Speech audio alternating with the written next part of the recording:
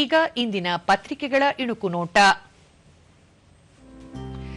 America ಜತೆ Bharat deal, ವ್ಯಾಪಾರ ಒಪ್ಪಂದಕ್ಕೆ ಅಸ್ತು ಟ್ರಂಪ್.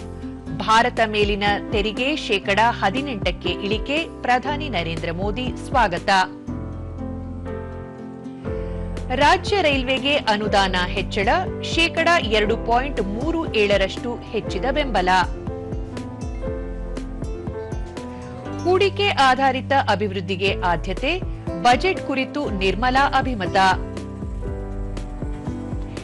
ಬೆಂಗಳೂರಿನಲ್ಲಿ ಫೆಬ್ರವರಿ 27ರಿಂದ 3 ದಿನ ಜಿಎಎಫ್ಎಕ್ಸ್ ಸಮ್ಮೇಳನ, ಆಧುನಿಕ ಅನಿಮೇಷನ್ ಅನಾವರಣ, ಸಚಿವ ಪ್ರಿಯಾಂಕ್ ಖರ್ಗೆ.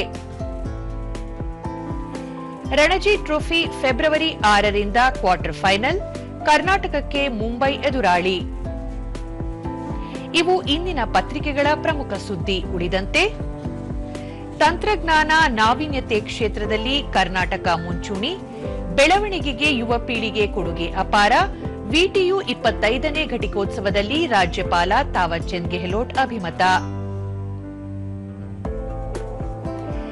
ರಾಜ್ಯದಲ್ಲಿ 9.25 ಲಕ್ಷ ಗುರುತಾಗದ ಮತದಾರರ ಚೀಟಿ, ವೋಟರ್ ಐಡಿ ಕಾರ್ಡ್ಗಳಲ್ಲಿನ ತಪ್ಪು ತಿದ್ದುಪಡಿಗೆ ಚುನಾವಣಾ ಆಯೋಗ ಕ್ರಮ. ಅಂತಾರಾಷ್ಟ್ರೀಯ ಹುಲಿ ಶೃಂಗಸಭೆ 9ರಂದು ಶುರು, ಬಂಡೀಪುರ ನಾಗರಹೊಳೆಯಲ್ಲಿ ಆಯೋಜನೆ. ಎನ್ಎಸ್ಟಿ ರೆಪರ್ಟರಿ 19ಕ್ಕೆ ಉದ್ಘಾಟನೆ, ಭಾರತ ರಂಗ ಉತ್ಸವದಲ್ಲಿ ನಾಟಕ ಪ್ರದರ್ಶನ, ಸಂವಾದ, ಕವಿಗಳ ಕಲರವ.